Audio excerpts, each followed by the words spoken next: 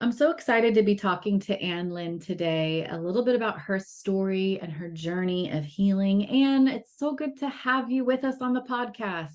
Oh, thank you for having me here. I'm so You're excited a to be brave here. soul, Aw. doing Oh. this and just honestly the vulnerability that it requires to be a little bit more authentic and to Mm. share something a little bit deeper. And so that's kind of where we want to dive today. But before we do, I want you to tell us a little bit about you. Who are you and what are you all about? And just for people who might not know anything about you, give us a little snippet of who you are. So I guess you can call me a content creator as my full-time job. I do a lot of interior design and DIY projects. I also weave a lot of mental health and faith topics into the visuals that I create. And now I am a new author and trying to dive into that skill set. So That's that's kind awesome. of what I do. Yeah. You and I have very similar jobs in Mm, organizing the world around us. What you mm, do with exterior space, organizing and getting rid of the old and analyzing what's not serving me anymore that I've just carried for too long just because mm. it's the same of what we do with our inner world. Yeah. What's no longer serving me, what served me then, but now it's sabotaging my life. and Mm, and sometimes when it comes to organizing, you make a bigger mess mm. first in order to put all the pieces back together. And I think that's one of the things that scares people when it comes to counseling. It's like, I don't know if I'm ready to open all that up and just bring all that forth, all that pain, all that hurt, all that trauma. And it's like when you start organizing your pantry, all of a sudden your kitchen is a disaster and Mhm. people are afraid to sit with that. Mm. But the pain of living with those burdens and the pain of living with the disorganization and dysfunction is so much harder than the Right. work of putting it all back. Yes, So we absolutely. do have a lot in common, right? Yeah, I love the way you thought about that. And that really reminds me of the concept of the demolition, which is kind of the introduction part of the book, where I talk about how at first, when you're in this construction site of your life, Yeah. the chaos might seem so severe and like just so totally beyond repair that you don't know how it could possibly ever get better. Right. But if you are in that position, then it means that you actually have a chance at creating something completely new, something better for yourself that doesn't resemble, the old structures of the past. So it's exactly like what you said, where eh, the pain kind of has to happen sometimes if you want to have a new paradigm shift in your life. Mm. I love that. So let's talk about demolition. And I'm sure without even trying, we're going to have a lot of these analogies because like Mm. merging our worlds and figuring out how to take the trauma and turn it into something beautiful. Tell me about a time of demolition for you. Tell me about a time when you weren't okay, a time that you looked around your life and you're like, all I see is rubble. Oh yeah. So I this was after I met Christ already. And I I'm would glad to hear that. I'll yeah. be honest, because it normalizes the fact that coming to Jesus doesn't magically fix it all. Mhm. Coming to Jesus doesn't make us all of a sudden healthy. Coming to Jesus doesn't mean we're not going to have rubble that we've got to put together. So I'm really glad that you're starting us like post Yeah. Jesus in your life. Yes, I typically go back to my testimony, but when we're talking about a true demolition, I was unraveled. My faith and all became unraveled after I came home from college. This was already like 5 years or some into 4 or 5 years into like knowing Jesus. And I had major expectations for life and for God. I thought that coming home would mean that my mom and my relationship with my mom would be magically repaired and that everything would be smooth sailing because somehow now I have this college degree that would make her proud and would make everybody proud. But that's kind of not how generational trauma works. It doesn't just disappear just because of one good thing. So as life would have it, I came home to a once again chaotic household. I would be faced with a lot of verbal abuse and just a lot of emotional manipulation. And it's not like my mom knew what she was doing. She was just perpetuating the cycles that she endured. And so I just got to a place where I felt so distrustful of all of my authority figures. I couldn't turn to my pastors at church because things there got a little verbally abusive as well. I couldn't turn to my mom, obviously. And I just felt like I had nobody around me that I could trust with the chaos and the burdens that I had. And my friends weren't equipped for that kind of counseling either. And Yeah. so uh, I got to a place where I almost denounced my faith. I thought that if these people that I trusted to protect me in my life would turn against me like this, surely God was no different. And I had a really hard time separating my view of him versus my view of his followers. And it wasn't until my friend actually forced me to go to therapy. Like he drove me there, he waited in the car and did not leave until I had my first session. It Wow. wasn't until I talked to someone who knew what to do with my pain that I was able to slowly make sense of the chaotic feelings that I had, learned how to self-validate, and eventually come to feel safer in the presence of Jesus. So it Mhm. was all thanks to my first therapist. I love that. It's amazing how much of our pain we transfer onto the face of Jesus. We Hmm. see him through the lens of our own hurts, and we take that and we transfer it onto him. And when we're looking for those things, we're going to see them, Hmm. but they don't belong to him, right? Yeah. It's all the stuff from our past. So can I make the assumption that none of this was new for you, as far as like the verbal abuse and the manipulation and that type of chaotic environment in the house and your relationship with your mom? Like, can you tell me a little bit about what that looked like pre-college? Because clearly coming, maybe for you, you're like a little distance, a little time. Maybe Hmm. I'm a little bit more mature now. I have this degree. I'm going to jump back into my life at home and hopefully things will be different. And they weren't. Mm. What was it like, growing up? Well, growing up, my experience living with her was completely different because my dad was still alive.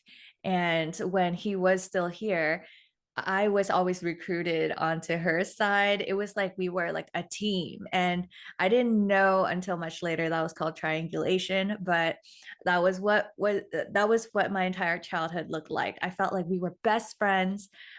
She could never do me any wrong. She always had my back, always defended me, and I always defended her. It was like me and her against my dad. um, but then when he passed away, when I turned 12, and that was also the year right before high school, I believe, everything changed in our relationship. Suddenly, she became hypercritical, and it just seemed like she hated me. And of course, now in retrospect, I kind of have a greater understanding of what happened. I mean, she was suddenly left with a brand new mortgage by herself, not speaking the language, and now a single mother. So she was highly stressed. But at the time, as a 12-year-old, I was so confused, and I felt like my entire world was shattered because now my best friend in life hates me and was constantly telling me how much of a burden I was to her, and um, was just things also became very physically abusive as well when I was in high school. Uh, I mean, I wrote all about the mental breakdowns, the weekly breakdowns that I would witness, self-harm, everything. And this was like a complete 180 shift from what I Mm. knew up until So the then. mental breakdowns that she would exhibit. Yes, yes. I had never seen her break down to that extent before, and let alone at that frequency. So I was constantly in shock in high school. I never wanted to be home. And so I ended up hanging out with the wrong friends, met the wrong guy, and kind of just was attracted to the same type of people in my life, people who were hypercritical, who were manipulative and abusive. And so before I knew it, my relationship with him turned very abusive as well. And that was when I truly wanted to give up. And I didn't have God in my life. Mind you, I didn't have any faith to subscribe to. I was pretty much an atheist. But after that toxic relationship, I just thrusted myself into any house parties I could find, any substances that I could find, I would numb myself with. And at this one particular party, I remember being so high and drunk and on all sorts of things that I couldn't even feel the weather. Like I was Wow. physically numb too. And then once the house party ended and we all got kicked out, I remember stumbling into the stranger's car. And then the car filled up with all of my friends. And then we took off into the night. And he started blasting really loud techno music. So nobody was paying attention to each other. And there I was in the back seat, just um, sobbing, just having this come to myself moment where I realized nobody truly loves you. And it hit me like a ton of bricks. But just as soon as I had that thought, I saw in my mind's eye this painting of Jesus that my mother erected in our childhood home. And when I saw that painting, I felt this comfort just wash over me from my head down to my toes. And I'd never felt that kind of comfort before. So that was what got me interested in Christianity. I was like, what was that all about? And I told my Christian friend in high school, and she brought me to her home church. And I just fell to my knees and gave my life to Christ during the first sermon that I heard. Wow. So this is all like around high school. Yeah, So very formative years. so this makes the demolition post college even more significant. It's Yeah, because, well, now I have Jesus and I'm going back into this environment. I have Jesus, I have a degree, I have all of these things, and I'm going back into this environment, but I'm met with the same old thing. right, right. And and that is a big trigger. Yeah, Like, here we go again. Like, so what was the point of all of that? Like, Jesus is supposed to change my life. Here I am again in the same old situation with the same old mom. The difference was you. mm-hmm, The expectation of her changing, though, was like mm-hmm, not realistic, right? But mm-hmm, it's when you're in that moment and you're like, Lord, why isn't this changing? mm-hmm. And then you start to kind of blame him, like, okay, you know what, maybe this stuff isn't even real. Yeah. Yeah. And if it was real, I didn't want any piece of it. I was just so traumatized. And it wasn't just my mother. I'm not going to blame it all on her, but for some reason during that time, like everyone in an authority position in my life were very stressed out. Like the leaders at church were going through like a merger. And so they weren't fully being themselves. And a lot of, you know, aggressive terms were thrown around, and I was working for the church as well. And so I saw a lot of the underbelly that I didn't expect to see. Right. And it made me feel really disillusioned. I didn't know what to do with all the information that I had now about people and their flaws. And all I felt was just this unraveling of my reality as I knew it, you know, like who is God? Who Right. are Christians? What are parents supposed to be like? And I just wanted no part in any of these relationships. Yeah. You know, I think those wounds can be even more painful because if you think about, I call these things triggers, and triggers are Mhm. essentially when you've got an emotional sore spot, like a black and blue mark. You know, when you get a black and blue mark and it's painful. And, you know, I recently had a black and blue mark, and I tell the story of how I was leaving the house and I hit my shoulder on the coat rack and it left a black and blue. And then later my husband came to give me a hug and pushed on that black and blue by Uh, accident. He didn't know it was there. And I reacted wow. like, get away from me. That Yeah. hurts. He didn't cause the sore spot, but he pushed on it. So Mm. now I'm imagining you with this sore spot of manipulation and Mhm. childhood abuse and triangulation and all of these things. And then you go to this church and maybe they didn't cause the sore spot, Mhm. but they're pushing on it with the same type Mhm. of interaction. And I wouldn't be surprised if that was a big trigger for you. Oh, yes. I had my first mental breakdown during that time period.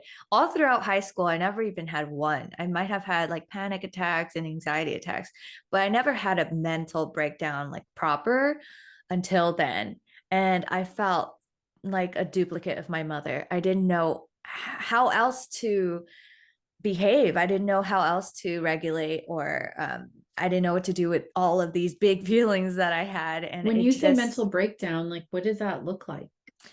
for me, oh God, it just feels as though it's like I black out and I start acting like a, a child, like a big toddler. I start having these crazy tantrums that of rage, really.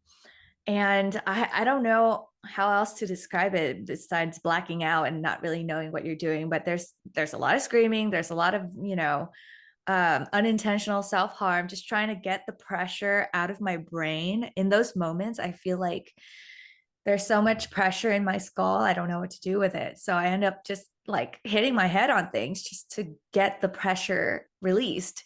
And that's what I witnessed my mom doing too. And it Yeah. was so scary. And I couldn't believe that now this neural pathway formed, and this is how I cope as well. And I didn't know how to stop. It was terrifying. Wow. You're right. You're just seeing, I don't know what else to do with this, and this is what I've seen.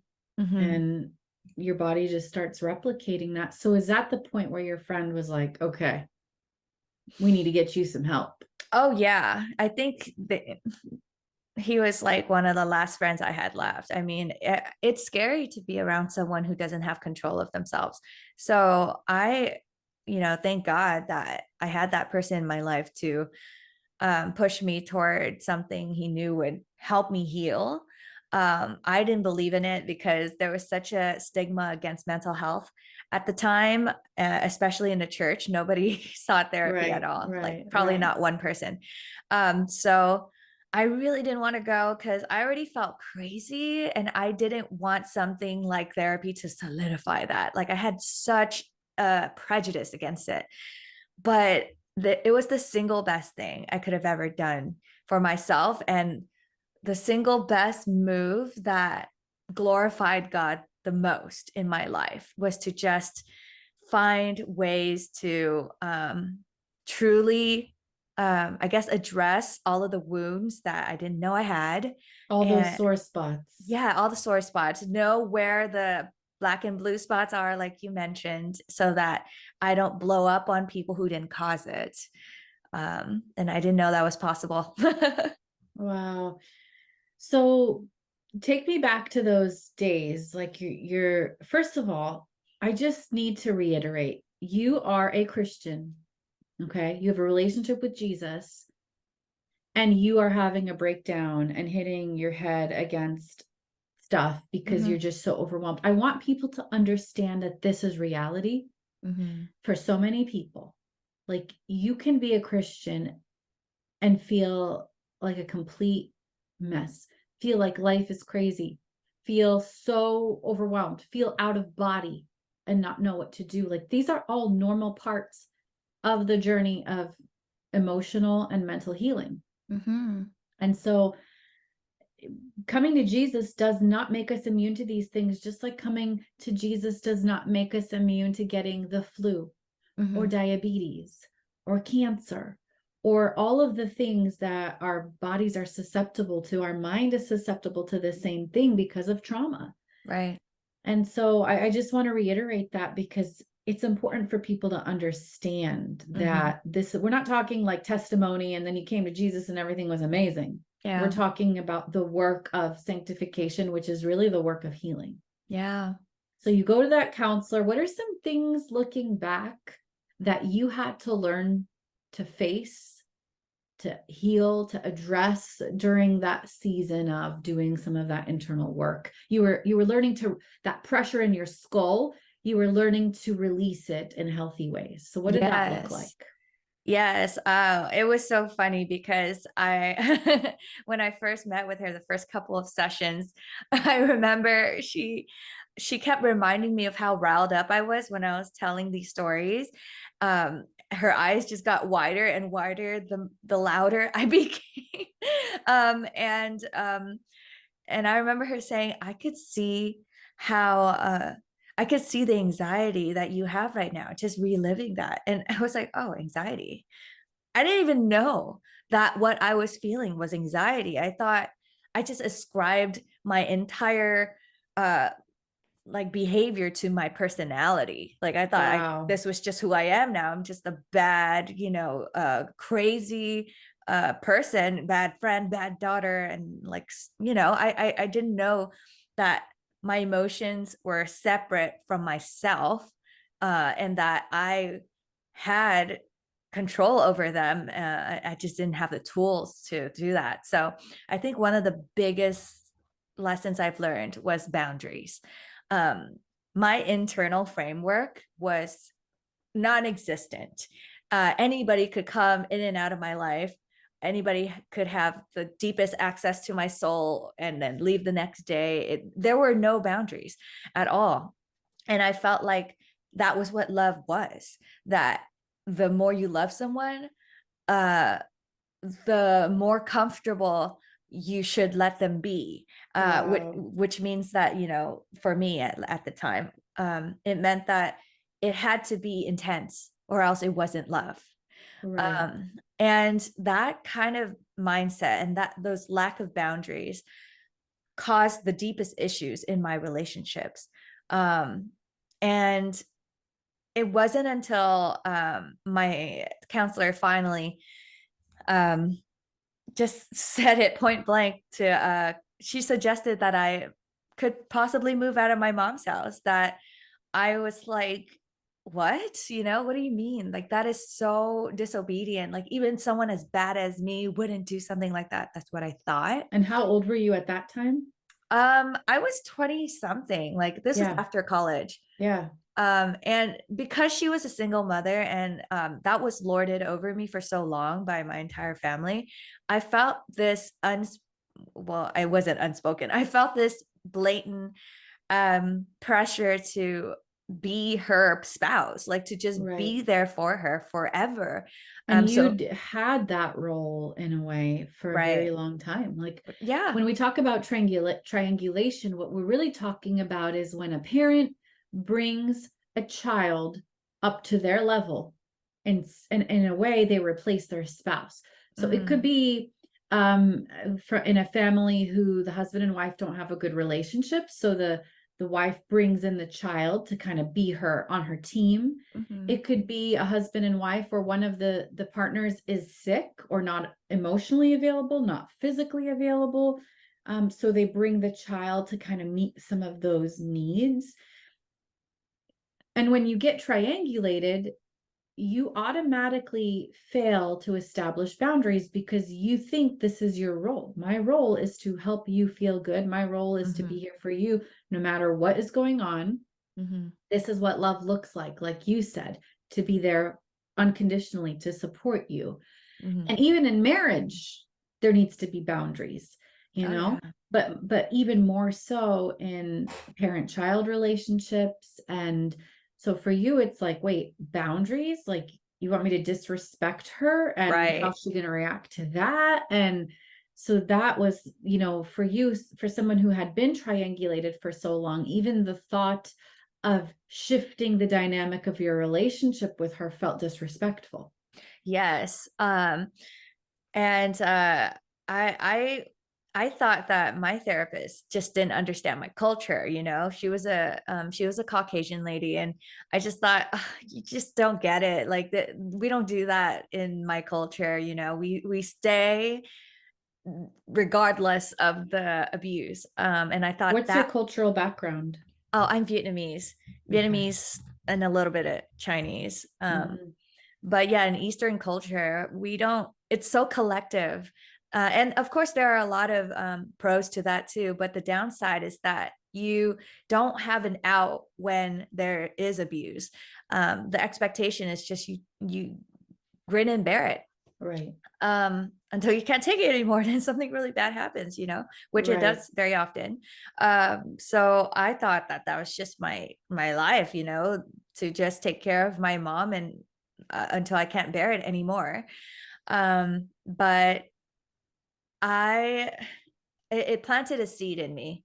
It was a brand new thought that I hadn't give credence to before. So I just kept thinking about it. And every time I would have a run in with my mom, I would think about the possibility of moving out. And before I knew it, I was open to it. And I remember bringing that up to my counselor, and she said, she gave me this analogy of a cat and mouse chase. She said, up to this point, you've just been chased around this pole, so to speak. And I just felt so icky, like framing my mom as a predator, but I just went along with it. And she said, that's what you've been doing. You've been chased around this pole. And what do you think will happen when you stop participating in this chase? And I said, I don't know. Like, I get eaten. She's like, well, before you get possibly eaten, she's gonna slam into you, right? Like the cat is just going the same route. It's always known it's gonna slam right into you. So when you set this first boundary with her, expect blowback. And I'm really glad that she kind of prepped me for that, because the blowback really did come when I Yeah. suggested maybe I should find my own place. There was a full-on tantrum, you know, like kicking the floors, everything, like a toddler. And it was terrifying because she was a grown woman. She was my mom. So I just had to stick with what I had said, no matter how difficult it was. And no matter how much she, you know, protested, I just got to stick with that decision. And calmly, I just, you know, try to smile and empathize and go back into my room. And 2 weeks later, I found a place and moved out. And it was the best decision I've ever made for myself, but also on behalf of my relationship with my mom. Like Right. that was exactly what we both needed to stop having our triggers, you know, set off. To get out And of that cat and mouse cycle. yeah, exactly. And the reality is you can't change her. Yeah, I didn't know that. You can change you, Hmm. which then influences the Yeah. dynamic of the relationship. So I'm not saying that relationships can't be changed, but we don't start changing the relationship by trying to change the person, because that's futile. Hmm. We start by changing me. I'm an ingredient in this relational dynamic. I have an ingredient. If I change my ingredient and mix it into the bowl, it changes the entire recipe. It changes the Oh. outcome. It changes the interaction. It changes a lot of different things. When I start setting boundaries, it changes things. So I can't change Mhm. you, but when I work on me and changing how I do things, it changes the outcome of the interaction. And that person still has to work on figuring out how to Mhm. change them. And, you know, sometimes God allows it when the recipe starts to change, the other person realizes, wait a second, I need to do things differently. And I have seen times when one person changes what's on them, it influences the other person to also begin to shift. That doesn't always happen. Mm. And sometimes we have to just work around that and have healthy expectations, but sometimes it does. Yeah. change the dynamic of the relationship, which then influences that other person to do things differently. And in a way, it sounds like what I'm hearing you say is that it did have an impact on your mom. When you moved, there was some distance there. She couldn't rely on you and triangulate you and have that codependence on you. Mm-hmm. So she had to figure it out without you. And Mm-hmm. it almost forced her to look around and say, okay, I need to do this differently. She's not Yeah. here anymore. Anne's not here. So I have to figure this out on my own. Mm-hmm. Yeah, it was, I mean, I love that analogy. Thank you. The whole like ingredient changes the whole recipe thing. It's exactly what happened. And I didn't know it until I lived it. And it was so clear to me that I was the one who changed. But my change really influenced our dynamic in the end. And it really did force her to figure out how to be joyful and fulfilled all by herself. And I think I realized a very strong connection between codependency and hyper independence. Like people in my life who were codependent weren't like that 24/7, like they swung from being codependent to feeling rejected or abandoned and then going into hyper independence mode where they say they don't need anybody, and it Right. just keeps going back and forth. So at first she did swing into that hyper independence Like, where oh, you're leaving me? Then I don't need you. exactly, like I don't need anybody, Right. Right. don't come home for anything. Right. And it's like, okay, but I think I got lucky in that eventually she did find a happy medium where she started working out a lot, and I guess all those new endorphins really helped because she started becoming a lot more emotionally regulated whenever I would talk to her. Hmm. And I still couldn't, spend more than like 3 hours in her presence without it going back to being, unacceptable. But at least now there were some tools that she had in her life to cope with being alone. How And hard was it for you not to swoop back in and save her? How hard was it for you to not just pick up that old role of, okay, mm, I'm your pseudo spouse and what do you need and how can I help? And, mm, like, because there's a physical boundary of being in a different living space, but then there's the emotional boundary of realizing I can't fix mhm, this for you, even though the temptation is to swoop back in. How mhm. did you navigate that? It was so hard. I mean, it wasn't just in my head, it was a tangible pressure that was put on me from her, like I would get phone calls like crazy sometimes and then absolute silence during other times. And during those calls they were always crises, they were always emergencies. And it's just so manipulative, like she was living in El Monte, and this is a city full of like stray dogs, and people just let their dogs walk themselves all the time. And so every time I got a call from her, it's because she got mauled by a stray dog, or she's in the hospital already for something else, and it caused me so much anxiety. I didn't know what to do with it. My friend said, just don't pick up. But of course, I didn't know how to just not do that. I couldn't live with myself for not doing that at the time. So I always picked up. And then I think it just got to this point where I had to tell her to stop. Uh, and I was surprised I never did that before. I would say stop in indirect ways, like, why are you doing this? Blah, blah, blah. But I never just said stop. Yeah. And I said exactly that, almost in English. I said, Mom, can you please stop? I'm not going to pick up anymore if all you talk about with me are crises or of people dying. Like, I can't handle this like life of emergency that you have. Everything is always so urgent, it causes me so much stress. And I was just honest with her. And of course, it was met with some defensiveness, but she actually implemented a lot of the things that I asked for when Mm, I was very direct with her. And then slowly but surely, she became a little more positive in our interactions. She would call me for like good news instead of just bad right, news. right. And because she listened to me, I kind of rewarded her with more quality time. And so that really helped to just be direct and to just face whatever consequences that would come from being direct. What's interesting is she had her emergency alarms always going off, right? Yeah.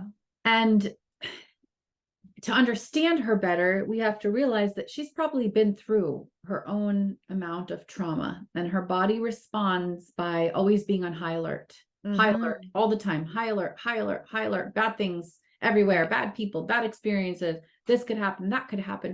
It's like constant high alert. And when somebody you know and love and are close to is living in high alert, it is hard not to allow that high alert to rub off on you. Mm-hmm. It's like their alarms are going off. It's like, imagine a fire alarm. Yeah. If you're living next to somebody who's literally constantly fire alarming, Yep. it's not, it's going to affect you. You can't just sleep through it, even when you know it's a false alarm. Mm-hmm. Sometimes it's not, sometimes it is, sometimes it's not. It's like the nervous system is constantly firing. Mm-hmm. And it's really hard to be around that and try to find your own inner Yeah. peace, Mm-hmm. your own regulation when they're not regulating their own nervous system. Mm-hmm. And so I like what you said about having to have those emotional boundaries and limits, but also being direct with what Mm-hmm. you need. The other thing that I think is important for you to understand about boundaries isn't just what you tell someone to do. Mm-hmm. If it was just that, we would call it control. Yeah. Don't ever call me. Don't do this. Don't do that. That's great as a suggestion, right? Mm-hmm. But you Yeah. can't implement that. If you figured out a way to implement that, that would be control. Yeah. Boundary is, here's my need, here's my request, but the boundary is what I'm going to do in response, Exactly. Like right? if you don't want to meet that need, here's how I'm going to meet that. Right. I Yeah. will not be able to visit you Right. as often. I will not be able to pick up the phone. I can tell you, don't call me at 2 a.m., but that's not a boundary. The boundary is me not picking up the phone when you call me at 2 a.m. Yes, Because I exactly. can't control what you do, but I can control my boundary, how I respond, what's good for me, what's healthy for me.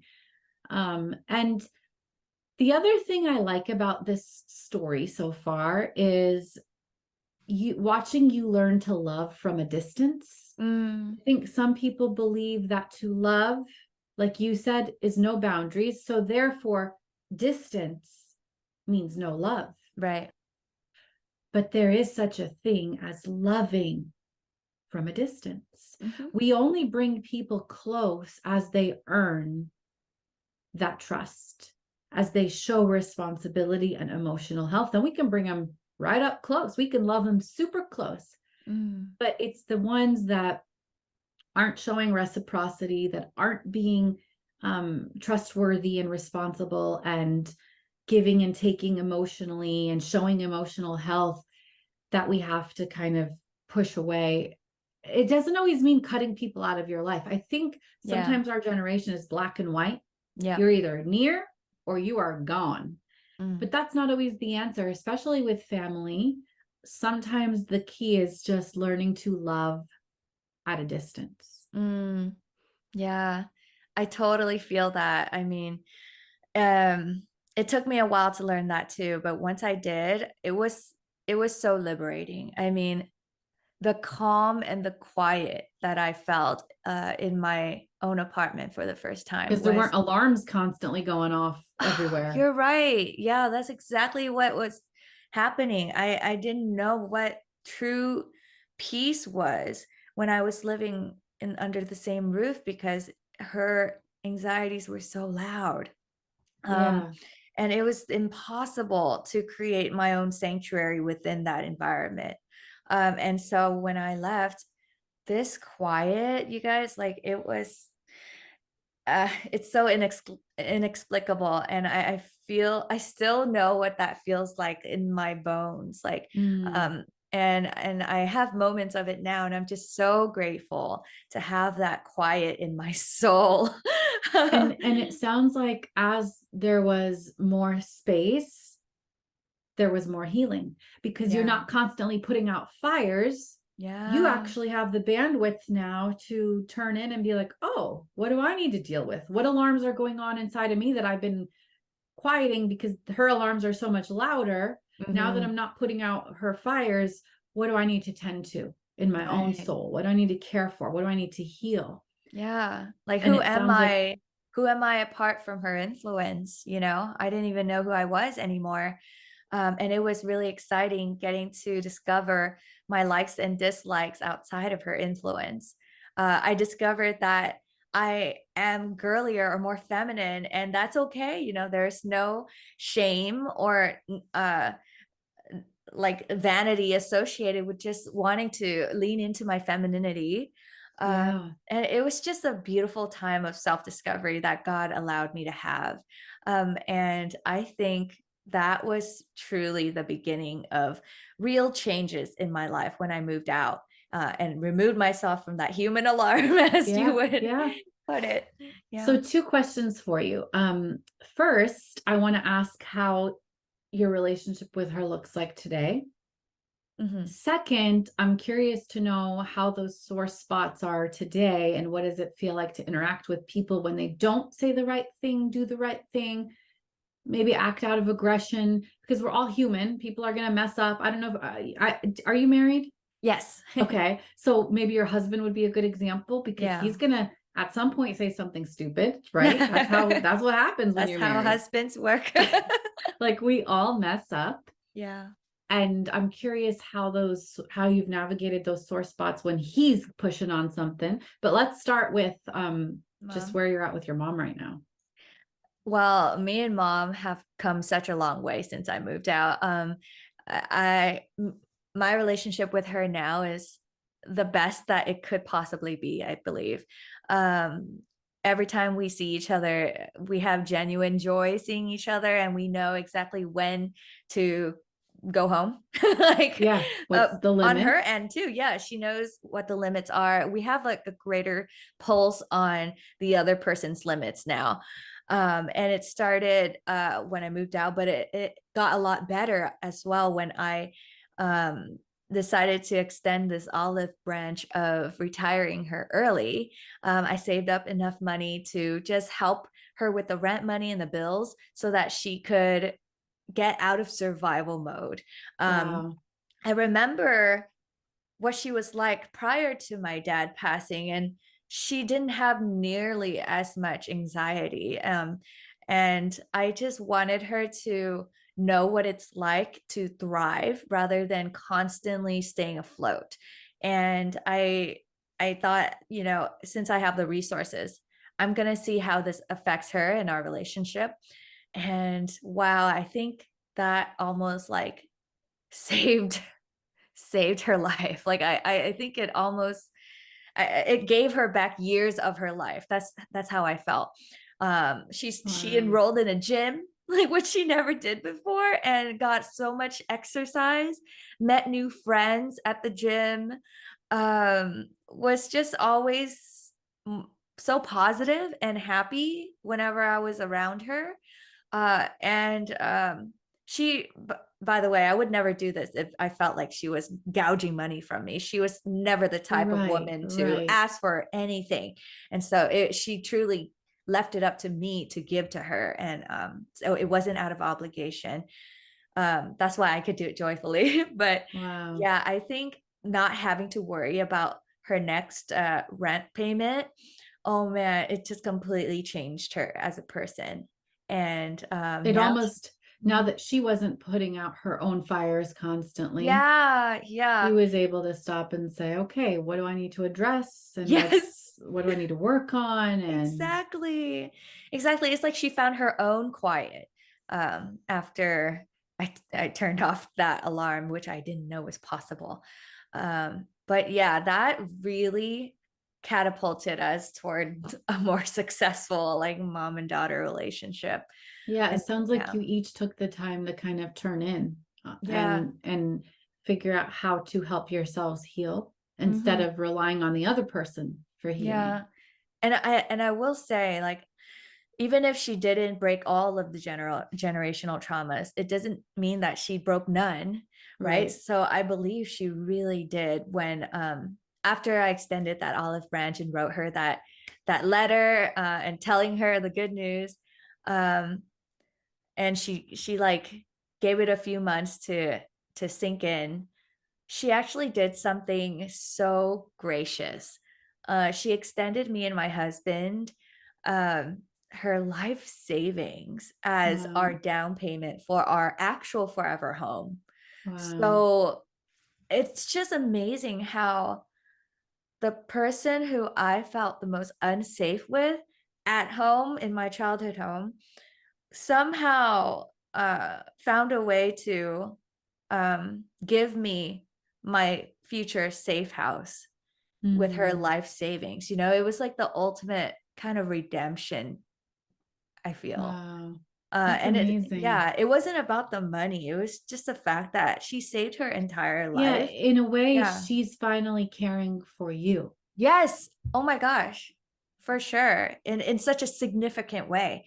And not just for me, but for her future generations. Like Right. this house is going to serve her family forever, you know? So, yeah. Wow. I bet that's why it felt so significant. It's like finally she's healthy enough to commit to the role that she should have had your Mm, whole life, which mm, is I'm here to care for you, yeah. versus it was always you caring for her, you being there for her, you being on her team. And now she's finally like, I want to care for you.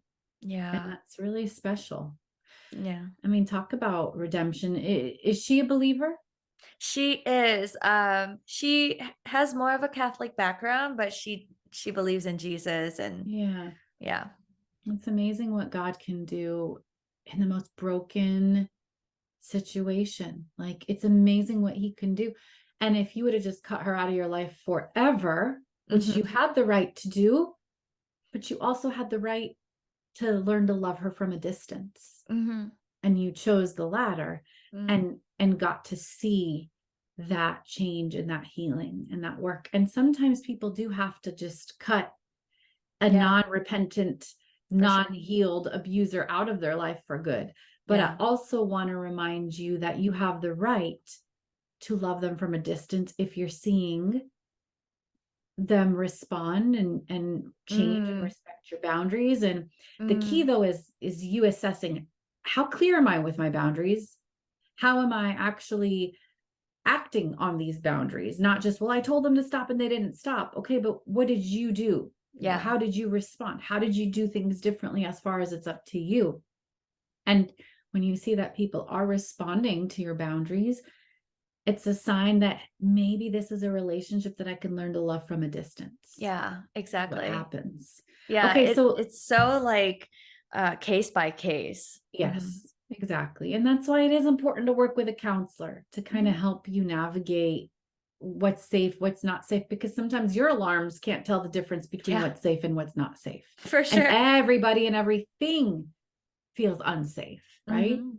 For sure. So tell me, real quick, what does that look like for you now? Because the journey of healing doesn't stop, right? Mm. And these emotional sore spots, sometimes they take time to heal completely and no longer be sore spots.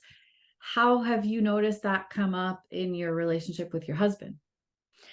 Oh, wow. You know, God bless my husband. I thought I was like pretty much like all healed by the time we were married because our dating life was pretty, you know, stable after we hashed out some things and I was like, "Oh, we're heading in the same direction, same values, not a Yeah, problem." yeah. Wow, lots of problems. So the first problem being my trigger of feeling trapped. I didn't know that was a sore spot. And when I felt trapped, I went berserk. Like You mean like controlled or like oh no, like like physically trapped in a space, or like trapped in a situation that I didn't want to be in. okay. Um, and I didn't know where it came from. Whenever we would have like conflicts that we couldn't work through, and I felt like this was going to be my life forever, that was when the feeling of being trapped came. And it wasn't until I discovered EMDR Mm-hmm. that I was able to um, pretty much dull that trigger. Nothing else worked for me, not talk therapy or any, self-regulation tools worked for me.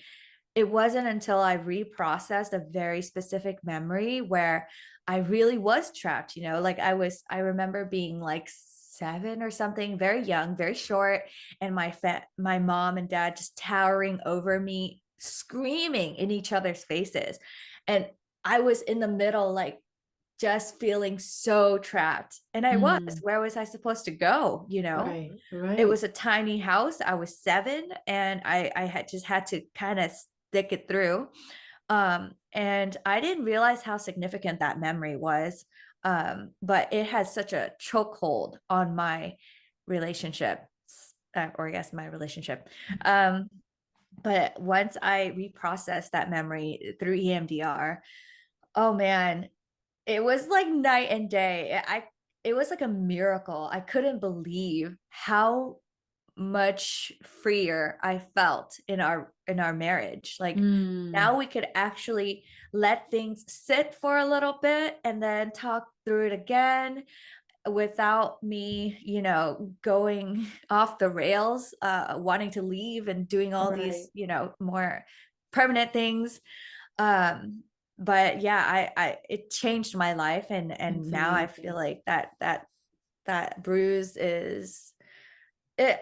I remember what the bruise was, but it doesn't hurt anymore, if Mm, that makes sense. it makes total sense. Yeah. A Yeah. marriage is amazing in that God allows it to shine a spotlight Mm, on our childhood wounds. yeah. And whenever there's a big reaction, it's usually God's saying, I'm revealing something here that I want you to heal. I want you to deal Mm, with this. It feels like it's our spouse. And yeah, our spouse has a role oftentimes in these triggers that we go through. But the mm, reality is it's like God is saying, I'm trusting you with a deeper level of healing. right. I'm Mhm. exposing this.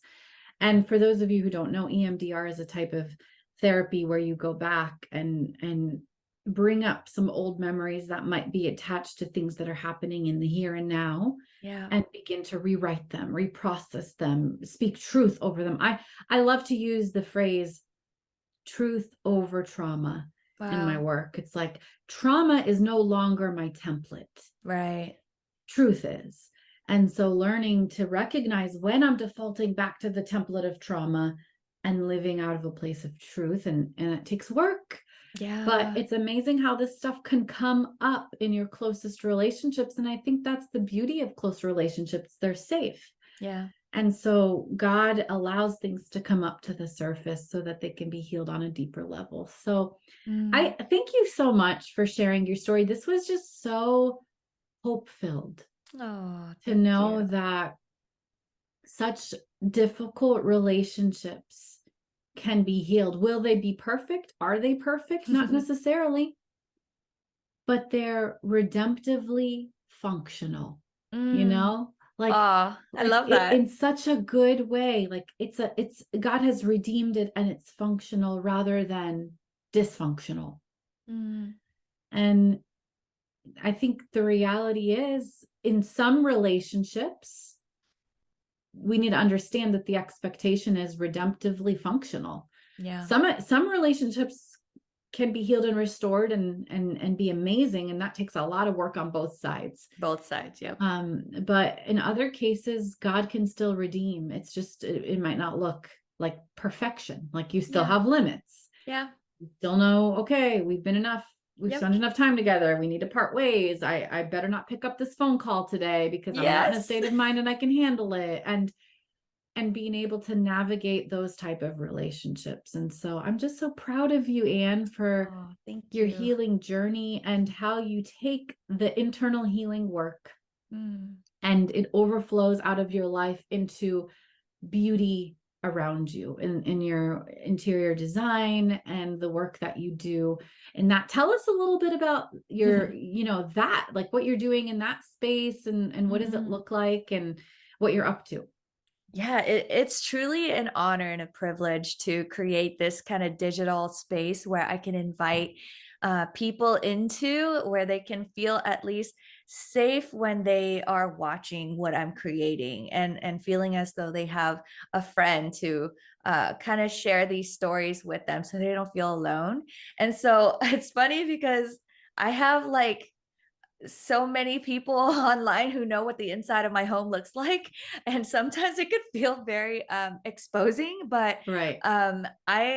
I also find so much purpose in owning a home that bought by my mother, who I could share with the world and help them heal. So I guess that's kind of what I do for a living, and I wouldn't want anything else. And if you guys are interested in finding out where to find that, you can find me at Girl and the Word on all of the social platforms. And I wrote all about this in my book Forever Home as well. Forever Home. Girl and the World is your Instagram, Oh, and Girl and the all your name Word. in the Word. Yeah, And the Word or yeah, in the and the Word? Word. Girl and the Word. I love Yeah, that. And you can find her on Instagram and all socials and her yeah, book Forever Home, just digging into a little bit more of her journey and her relationship with her mom and just real life, you yeah. guys, the real life stuff that we have to navigate even as Christians. Just because you're a Christian doesn't mean you're going to automatically be escorted into complete emotional, relational, mental health. This is a journey of Mm. sanctification and healing. So thank you so much for sharing your journey with us, Ian. And Oh.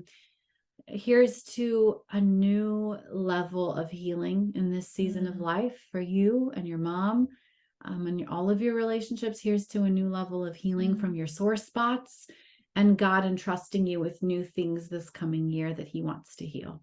Amen Thanks to for being on that. here. Oh, Thanks thank for you for sharing your creating story. space. Oh, I'm so grateful.